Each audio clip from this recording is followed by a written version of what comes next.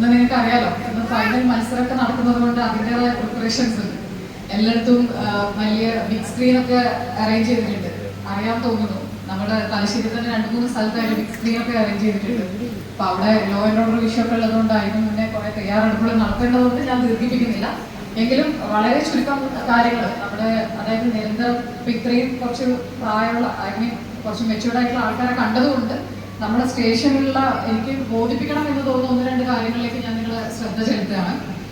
പ്രധാനമായിട്ട് എനിക്ക് പറയാനുള്ളത്, നിങ്ങൾക്ക് എത്ര പേർക്ക് അതിനെപ്പറ്റി അറിയുമെന്ന് അറിയില്ല. 18 വയസ്സ് താഴെയുള്ള ഒരു കുട്ടി വണ്ടി എടുത്തു കഴിഞ്ഞിട്ട് പോലീസ് പിടിച്ചു കഴിഞ്ഞാൽ 25,000 രൂപയാണ് ഫൈൻ.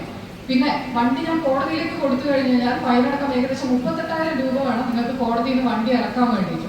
ഇത് ഞാൻ പറയാനുള്ള കാരണം ഞാൻ പറഞ്ഞല്ലോ, ഇന്നലെ ഞാൻ പിടിച്ചിട്ടുണ്ട് 2 വണ്ടി ഞാൻ അവിടെ ഡീറ്റെയിൽ ചെയ്തിട്ടുണ്ട്. അപ്പൊ ഇത് വന്നു കഴിഞ്ഞിട്ട് നിങ്ങൾ പാരന്റ്സ് സ്റ്റേഷനിൽ വന്നു കഴിഞ്ഞിട്ട് എനിക്ക് ഇതിനെ പറ്റി അറിയില്ല, എന്തെങ്കിലും ചെയ്തു തരണം എന്ന് പറഞ്ഞു കഴിഞ്ഞാൽ നമുക്കൊന്നും ചെയ്യാൻ പറ്റില്ല. നിങ്ങൾ ആലോചിക്കുന്ന കാര്യം എന്താ വെച്ച് കഴിഞ്ഞാൽ, ഒരു പോലീസ് സ്റ്റേഷൻ ചുറ്റും മിനിമം 12-16 ക്യാമറകളുണ്ട്. ഈ ക്യാമറകളുടെ മുന്നിലാണ് നമ്മൾ ഈ ആൾക്കാരെ വണ്ടിയെല്ലാം പിടിച്ചു കൊണ്ടുവിടുന്നത്. അപ്പോൾ അവിടുന്ന് നിങ്ങളൊരു പാർട്ടിക്കാരെ വിളിച്ചത് കൊണ്ടോ അല്ലെങ്കിൽ വേറെ ആരെയും വിളിച്ചിട്ട് വണ്ടി വിട്ടേരണം എന്ന് പറഞ്ഞുകൊണ്ട് കാര്യമൊന്നുമില്ല. അപ്പൊ അതിന് നിങ്ങൾക്ക് ഏറ്റവും എടുക്കാൻ പറ്റുന്ന പ്രിക്കോഷൻസ് വണ്ടി കൊടുക്കാണ്ടിരിക്കുക എന്നുള്ളതാണ്. കുട്ടികളെ പറഞ്ഞ് മനസ്സിലാക്കാം. ഞാനിപ്പോൾ ക്ലാസ്സുകൾ ഇപ്പോൾ BAP ആയാലും നമ്മുടെ സെന്റ് ജോസഫിലൊക്കെ ആയാലും ഞാൻ ക്ലാസ് എടുക്കാൻ പോകുമ്പോൾ കുട്ടികൾക്ക് തന്നെ ഇതിനെ പറ്റി പറഞ്ഞു കൊടുക്കാറുണ്ട്, മക്കളോട് തന്നെ പറഞ്ഞു കൊടുക്കാറുണ്ട്. നിങ്ങൾ കാരണം എന്താ വെച്ച് കഴിഞ്ഞാൽ, ഒരു കേസ് വന്നു കഴിഞ്ഞു കഴിഞ്ഞാൽ ഇത് ഞാൻ പിടിച്ചു കഴിഞ്ഞാലുള്ള കാര്യമാണ്. ഇനി ഇവർ ഈ വണ്ടി എടുത്തിട്ട് ഒരാളെ തട്ടിക്കഴിഞ്ഞാലുള്ള ബുദ്ധിമുട്ട് നിങ്ങളോട് ഞാൻ പറയണ്ടല്ലോ. അവർക്കെതിരെ SDR നിങ്ങൾക്ക് അറിയാം, FIR ഇടാൻ വേണ്ടി പറ്റില്ല, കേസ് എടുക്കാൻ വേണ്ടി പറ്റില്ല. സ്വാഭാവികമായിട്ടും നമ്മൾ സ്പെഷ്യൽ ബാക്ക്ഗ്രൗണ്ട് റിപ്പോർട്ട് എന്ന് പറഞ്ഞിട്ട് SBR ആണ് കുട്ടികൾക്കെതിരെ കൊടുക്കുക. ഇങ്ങനെ കൊടുത്തു കഴിഞ്ഞാലുള്ള പ്രശ്നം എന്താ വെച്ച് കഴിഞ്ഞാൽ, ഈ ഇവർ ഓടിക്കുന്ന വണ്ടി തട്ടി ഒരാൾ മരണപ്പെട്ട് കഴിഞ്ഞു കഴിഞ്ഞാൽ നിങ്ങളെ കുടുംബം വിറ്റ് കഴിഞ്ഞാൽ പോലും ആ ബാധ്യതയിൽ നിങ്ങൾക്ക് ഒഴിവാക്കാൻ പറ്റില്ല. ഈ ഒരു കാര്യം നിങ്ങൾ എപ്പോഴും മനസ്സിലാക്കാം. നമ്മളെല്ലാവരും വണ്ടി എടുക്കുന്നതാണ്, നമുക്കെല്ലാം ഒരു ധാരണ ഉണ്ട്, എന്ത് ഞാൻ വണ്ടി ഭയങ്കര എക്സ്പേർട്ട് ആണെന്നുള്ള ഒരു ചിന്തയാണ് നമ്മളെല്ലാവർക്കും ഉള്ളത്. പക്ഷെ റോഡാണ്, നമ്മൾ അങ്ങോട്ട് പോയി കുത്തണ്ടല്ലോ, നമ്മൾ ഇങ്ങോട്ട് വന്ന് വണ്ടി കുത്താലോ, അല്ലെ? നമുക്ക് അങ്ങനെ ഒരു ആർക്കെങ്കിലും പറയാൻ പറ്റുമോ, നിങ്ങൾ ആർക്കെങ്കിലും എന്റെ വണ്ടിയിൽ ആരും വന്ന് കുത്തില്ല, ഞാൻ ആരും പോയി കുത്തില്ല, നമുക്ക് ആർക്കും പറയാൻ പറ്റില്ല. അപ്പൊ കുട്ടികൾക്ക് ഇതിന്റെ സീരിയസ്നെസ് അറിയില്ല. അപ്പൊ അതുകൊണ്ട് ആണ് ഞാൻ ഇത്രയും ആൾക്കാർ ഇരിക്കുന്ന സമയത്ത് എനിക്ക് ഇത് പറയണം തോന്നിയത്. ഇത് നമ്മൾ തലശ്ശേരി സ്റ്റേഷനിൽ കാണുന്ന സ്ഥിരം തലവേദനയാണ് ഈ വണ്ടി ഓടിക്കല്. അപ്പൊ പറ്റുവാണെങ്കിൽ നിങ്ങൾ പിന്നെ ഈ RC ഓണർ, ഇപ്പൊ ഉമ്മാന്റെ പേരിലായിരിക്കാം, ഉപ്പാന്റെ പേരിലായിരിക്കാം, ചേട്ടന്റെ പേരിലായിരിക്കാം, ചേച്ചിന്റെ പേരിലായിരിക്കാം വണ്ടി ഉള്ളത്. അവരുടെ RC ആരെ പേരിലാണ്, അവരുടെ പേരിലാണ് കേസ് വരിക എന്നുള്ളത് കൂടെ ആലോചിക്കാം. കുട്ടികളുടെ പേരിൽ കേസ് ഇടില്ല, പകരം RC ഓണർ ആരാണോ അവരുടെ പേരിലാണ് കേസ് വരിക. ഈ കേസ് വന്നു കഴിഞ്ഞു കഴിഞ്ഞാൽ നിങ്ങളെ ലൈസൻസ് ഉൾപ്പെടെ റദ്ദാക്കാനുള്ള പ്രൊവിഷനും നമ്മുടെ വകുപ്പിലുണ്ട്. പ്ലസ് ഈ 18 വയസ്സുള്ള കുട്ടി അല്ലെങ്കിൽ 18 വയസ്സിന് താഴെയുള്ള കുട്ടിക്ക് 25 വയസ്സ് വരെ ലൈസൻസ് കിട്ടില്ല എന്നുള്ള കാര്യം ഓർമ്മിക്കുക. ഇതൊക്കെ പിന്നെ ബ്ലാക്ക് ലിസ്റ്റ് വണ്ടി ഉൾപ്പെടെ പിന്നെ കുറേ കാര്യങ്ങളുണ്ട്. ഇതിന്റെ നിയമത്തെ കുറിച്ച് നമ്മൾ ആരും അറിയില്ല എന്ന് പറയുന്നത് എക്സ്ക്യൂസ് അല്ല. നിയമം അറിയില്ല എന്ന് പറയുന്നത് ഒരാൾക്കും എക്സ്ക്യൂസ് അല്ല എന്നാ നിയമത്തിൽ തന്നെ പറയുന്നത്. അതുകൊണ്ട് ഇതൊക്കെ ഈ ചെറിയ കാര്യങ്ങളൊക്കെ അറിഞ്ഞിരിക്കുക. ഇതിന്റെ ഞാൻ ഇപ്പോഴും പറയുന്നത് കാരണം എനിക്ക് ഇതിന്റെ ഭവിഷ്യത്ത് അറിയാത്തതുകൊണ്ടാണ്. നിങ്ങളുടെ മക്കൾ ആരെങ്കിലും ഒരു വണ്ടി തട്ടിക്കഴിഞ്ഞാലോ അല്ലെങ്കിൽ എന്തെങ്കിലും പ്രശ്നം വരുമ്പോൾ മാത്രമാണ് ഇതിനെക്കുറിച്ച് നിങ്ങൾക്കൊക്കെ ഒരു എന്താ പറയുക ബോധം വരുന്നത്. അങ്ങനെയാണ് ഞാൻ കാണുന്നത്. ഇപ്പൊ സ്റ്റേഷനിൽ വരുന്ന ഒരാളായാലും ഞാൻ പറഞ്ഞല്ലോ, നിങ്ങൾ +1 +2 ക്ലാസ് തുടങ്ങിയിട്ടുണ്ട്. ഞങ്ങൾ ആന്റി ക്ലാസ്, നിങ്ങൾ ചെറുക്കര സ്കൂൾ റാഗിങ്ങിന്റെ ഒരു വിഷയം കേട്ടിട്ടുണ്ട് എന്ന് വിചാരിക്കുന്നു. എല്ലാവരും കേട്ടിരുന്നോ?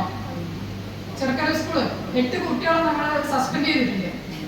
റാഗിങ്ങിനെതിരെ കേസ് എടുത്തിട്ടുണ്ട് 8 മക്കൾ. എന്തിനായിരുന്നു അറിയാം ആ വിഷയം? അതായത് ജൂനിയർ ആയിട്ടുള്ള ഒരു വിദ്യാർത്ഥി ഷർട്ടിന്റെ കൊടുത്തിട്ടില്ല. അപ്പോൾ സ്വാഭാവികമായിട്ടും ഒരു 2 ദിവസം മുന്നേ 2 കുട്ടികൾ തമ്മിൽ അങ്ങോട്ടും ഇങ്ങോട്ടും ഉത്തരം പറഞ്ഞു. ഇവര് ആ സമയം തന്നെ പ്രിൻസിപ്പൽ എന്താക്കി 2 കുട്ടികളെ സസ്പെൻഡ് ചെയ്തിട്ടുണ്ടായിരുന്നു. പക്ഷെ ഇവര് ചെയ്തൊരു മണ്ടത്തിലെന്ന് പറഞ്ഞാൽ അന്ന് ഞങ്ങൾ പോലീസിനെ അറിയിക്കേണ്ട കാര്യം പ്രിൻസിപ്പളോ അവിടുത്തെ സ്കൂൾ അധികൃതരോ ആരും ഞങ്ങളെ അറിയിച്ചില്ല. സ്വാഭാവികമായിട്ട് അത് അവര് സ്കൂളിൽ നിന്ന് ഡീൽ ചെയ്യുന്നുള്ളതായി. പക്ഷെ കൃത്യം ആ കുട്ടി 2 ദിവസം ലീവ് എടുക്കുന്നു. 3ാമത്തെ ദിവസം സ്കൂൾ വന്ന സമയത്ത് ഈ കമ്പനിക്കാര്, അതായത് സീനിയർ വിദ്യാർത്ഥികൾ 5-8 പേര് ചേർന്നിട്ട് ഈ കുട്ടീനെ മർദ്ദനം എന്നൊക്കെ പറഞ്ഞു കഴിഞ്ഞാൽ നമ്മുടെ കയ്യിൽ വീഡിയോ ഉണ്ട്. അതിൽ നമ്മൾ ലീക്കാക്കാൻ കഴിയുന്നത് പബ്ലിക്കിൽ നമ്മൾ ആരും മീഡിയക്ക് കൊടുത്തില്ല. കാരണം കുട്ടികളുടെ ഭാവിയാണ്, അതുകൊണ്ട് ഞങ്ങൾ ആരും അത് മീഡിയക്ക് കൊടുത്തില്ല. ആ അടി നിങ്ങൾ കണ്ടിട്ടുണ്ടെങ്കിലല്ലോ, നിങ്ങൾ മക്കളെ ആരും സ്കൂളിൽ പറഞ്ഞേക്കില്ല. അമ്മാതിരി അടിയാണ് ആ അടി. 8 വിദ്യാർത്ഥികൾ ചേർന്നിട്ട് ഒരു പയ്യനെ അടിക്കുന്ന വീഡിയോ ആണ്. സ്വാഭാവികമായിട്ടും നമുക്ക് ഇവര് ഹോസ്പിറ്റലിൽ പോകുന്നു, ഹോസ്പിറ്റലിൽ ഇന്റിമേഷൻ വന്നാൽ പോലീസിന് പിന്നെ വേറെ നിവൃത്തിയൊന്നുമില്ല, കേസ് എടുത്തു കഴിഞ്ഞത് SBR അല്ലാന്ന് ആലോചിക്കുക, FIR തന്നെയാണ് ഇട്ടത്. കാരണം പിന്നെ നമ്മുടെ സ്കൂളുകളിൽ നിന്ന് ഈ ആന്റി റാഗിംഗ് കമ്മിറ്റി, പ്രിൻസിപ്പൽ ഉൾപ്പെടുന്ന ആന്റി റാഗിംഗ് കമ്മിറ്റിയുടെ റിപ്പോർട്ട് അനുസരിച്ചിട്ടാണ് ഇതിന്റെ സെക്ഷനൊക്കെ മാറ്റുള്ളൂ. അപ്പൊ സ്വാഭാവികമായിട്ടും ഈ 8 കുട്ടികളുടെ ഭാവി എന്താണെന്ന് നിങ്ങൾക്ക് ആർക്കെങ്കിലും അറിയാം. ഇവർക്ക് ഒരു പാസ്പോർട്ട് കിട്ടുമ്പോഴോ പാസ്പോർട്ട് എടുക്കണം, അല്ലെങ്കിൽ വിദേശത്ത് പോകണം, നമുക്കെന്നെ അറിയാലേ, ഒരു സമയത്ത് ഒരു ചെറിയൊരു ഈഗോന്റെ പ്രശ്നത്തിൽ തുടങ്ങുന്ന കാര്യമാണ്. പക്ഷെ ഭാവിയിൽ ഒരു 2-3 കൊല്ലം കഴിഞ്ഞ് കുട്ടികൾ പഠനം കഴിഞ്ഞിട്ട് ഒരു വിദേശത്തേക്ക് പോകണം, അല്ലെങ്കിൽ എന്തെങ്കിലും ജോലി സംബന്ധമായ എന്തെങ്കിലും കാര്യങ്ങൾ ചെയ്യണം. ആ സമയത്ത് ഈ പാസ്പോർട്ട് എടുക്കുന്ന സമയത്താണ് ഈ പോലീസ് ക്ലിയറൻസ് സർട്ടിഫിക്കറ്റ് എന്ന് പറഞ്ഞൊരു സാധനമുണ്ട്, PCC എന്ന് പറയുന്നത്. ഈ PCCക്ക് എന്താണ്, നമ്മൾ സ്റ്റേഷനിലാണ് അപ്രൂവ് ചെയ്ത് കൊടുക്കേണ്ടത്. ഈ കുട്ടികൾ എന്തുണ്ട്, കേസൊന്നുമില്ല, നല്ല നടപ്പാണ് എന്നുള്ളൊരു സാധനം നമ്മൾ പോലീസ് കൊടുക്കുന്ന കുറയ്ക്കാതെ പാസ്പോർട്ട് കിട്ടുള്ളൂ. ഈ മക്കളൊന്നും ഇതിനെക്കുറിച്ചൊന്നും ബോധവാന്മാരല്ല എന്നുള്ള കാര്യമാണ് നിങ്ങളോട് പറയുന്നത്. അറ്റ്ലീസ്റ്റ് നിങ്ങളെങ്കിലും ഈ കാര്യങ്ങളൊക്കെ കുട്ടികളെ പറഞ്ഞ് മനസ്സിലാക്കാം. ഒരു അടിപിടി കേസിൽ പോലീസ് കേസ് വരിക എന്ന് പറയുന്നത് ജീവിതകാലം മൊത്തം അവരുടെ നമ്മുടെ ഒരു ആധാർ കാർഡ് അയച്ചു കൊടുക്കുമ്പോൾ കേരളത്തിലേക്ക് എവിടെ ആയി കഴിഞ്ഞു കഴിഞ്ഞാലും അതൊരു കേസ് ഉണ്ടെങ്കിൽ എന്താ എല്ലാവർക്കും അറിയാൻ വേണ്ടി പറ്റും.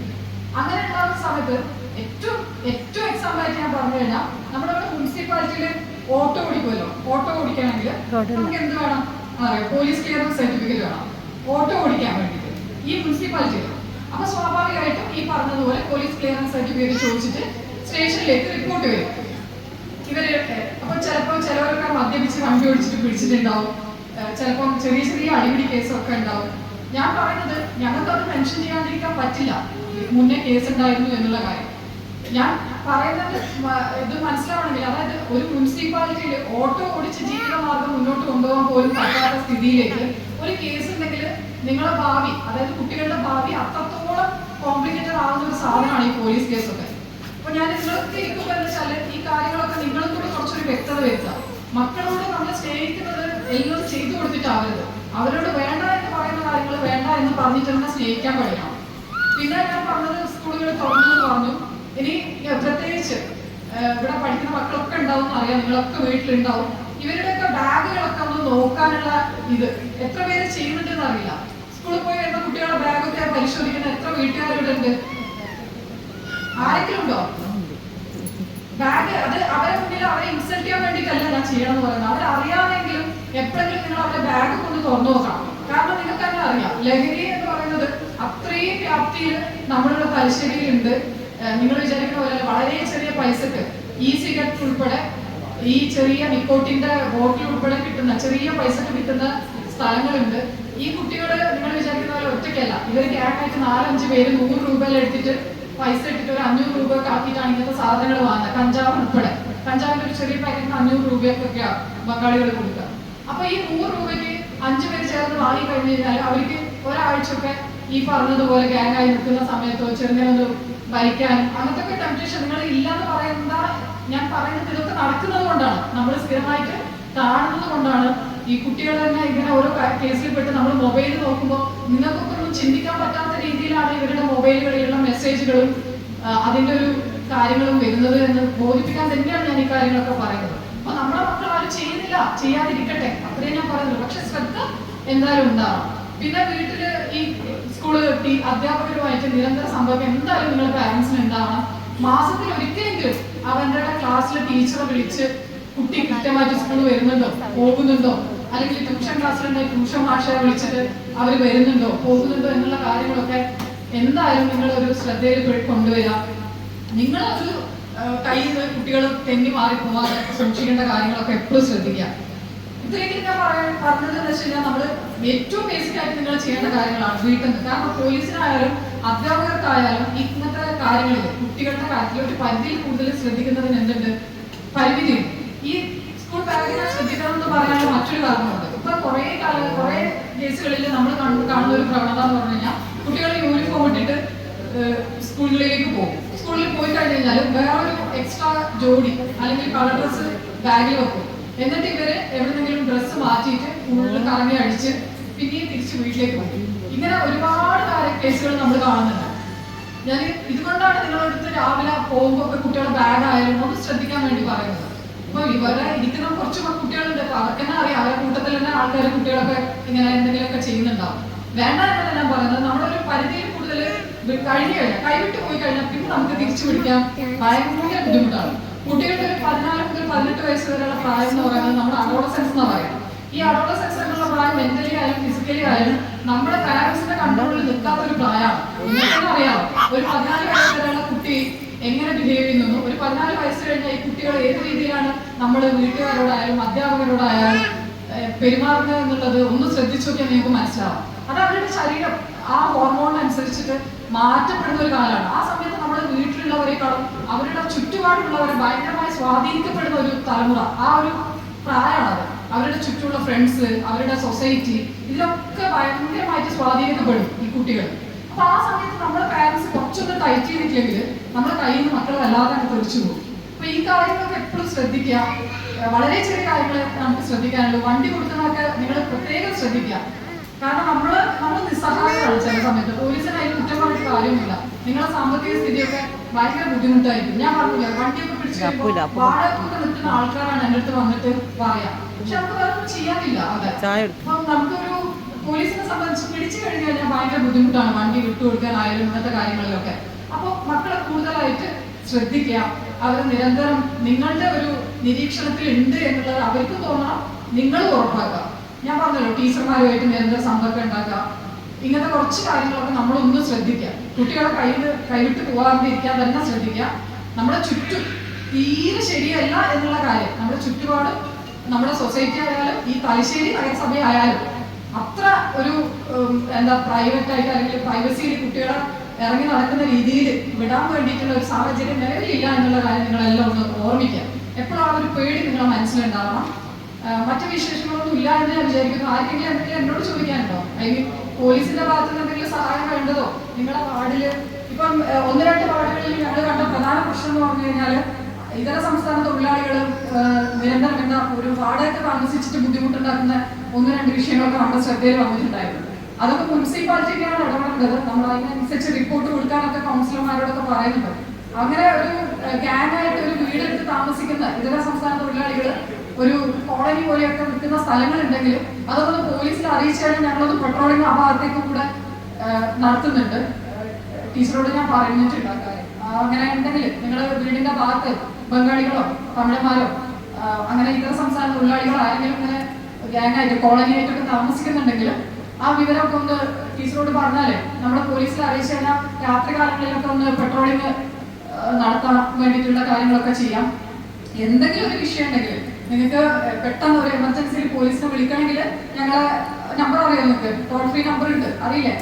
112 ആണ്, 112. 112 വിളിച്ചു കഴിഞ്ഞാൽ 10 മിനിറ്റ് കൊണ്ട് പോലീസ് അവിടെ എത്തും. എന്തെങ്കിലും ഒരു എമർജൻസി ഒക്കെ ഉണ്ടാകുന്ന സമയത്ത് ഈ 112 വിളിക്കുക. നിങ്ങളെ കൊണ്ട് ഡീൽ ചെയ്യാൻ പറ്റാത്ത കാര്യങ്ങളൊക്കെ ആണെങ്കിൽ കേട്ടോ. നമ്മുടെ സ്റ്റേഷനിൽ ഒരു 10-15 മിനിറ്റിനുള്ളിൽ പോലീസ് അവിടെ എത്തും. നിങ്ങൾ ആരാ വിളിക്കുന്നത്, എന്താ വിളിക്കുന്നതെന്നൊന്നും അറിയില്ല. അതൊന്നും പേടിക്കണ്ട. എന്തെങ്കിലും വിഷയം ഉണ്ടെങ്കിൽ ഏതെങ്കിലും വീട്ടുകളിലോ നിങ്ങൾക്ക് ഇപ്പൊ എന്നോട് ഇപ്പം ഈ ഒരു സാഹചര്യത്തിൽ പറയാൻ പറ്റാത്ത വിധം ഏതെങ്കിലും മദ്യപാനം കൊണ്ടോ അല്ലെങ്കിൽ ലഹരിയുടെ ഉപയോഗം കൊണ്ടോ ഏതെങ്കിലും വീടുകളിൽ എന്തെങ്കിലും ബുദ്ധിമുട്ട് നിങ്ങൾ നേരിടുന്നുണ്ടെങ്കിൽ നമുക്ക് പോലീസിനുമായി കുറെ കാര്യങ്ങളൊക്കെ ചെയ്യാൻ പറ്റും. കുറെ ഒരു സോഷ്യൽ പെർഫോമൊക്കെ നമുക്കും ഉണ്ട്. കുറച്ചും കൂടെ സോഷ്യൽ റെസ്പോൺസിബിലിറ്റി ഉണ്ട്. അത് ഏറ്റെടുത്ത് ചെയ്യാൻ പറ്റാത്ത സമയത്തിന്റെ കുറവ് മാത്രമേ ഉള്ളൂ. എങ്കിലും നമുക്കിവിടെ ആൽക്കഹോൾ അനോണിമസ് ഗ്രൂപ്പൊക്കെ ഉണ്ട്, മദ്യപാനം നിർത്തിക്കൊണ്ടുവരാൻ വേണ്ടി പറ്റുന്നത്. അപ്പൊ അതിലേക്കൊക്കെ ഡയറക്റ്റ് ചെയ്ത് നമുക്ക് അവരെ മാറ്റിക്കൊണ്ടുവരാനുള്ള പദ്ധതികളൊക്കെ നമുക്ക് പോലീസിന്റെ അണ്ടറിലും ഉണ്ട്. അപ്പൊ ഏതെങ്കിലും രീതിയിൽ സഹായം വേണമെങ്കിൽ ടീച്ചറോട് ആവശ്യപ്പെടാം. ടീച്ചർ നമ്മളെ അറിയിച്ചോളൂ. ഇനി അതല്ല, നിങ്ങൾക്ക് ഒരു എമർജൻസി സിറ്റുവേഷൻ വരികയാണെങ്കിൽ ഞാൻ പറഞ്ഞല്ലോ 112 വിളിക്കാം. മറ്റു കാര്യങ്ങളൊന്നും ഇപ്പൊ പറയുന്നില്ല, ഒരുപാട് സമയം എടുക്കുന്നില്ല. എന്തായാലും നല്ല വിജയം കരസ്ഥമാക്കിയ എല്ലാ മക്കൾക്കും എല്ലാവിധ ആശംസകളും നേരുന്നു. എന്തായാലും എല്ലാവർക്കും നന്ദി.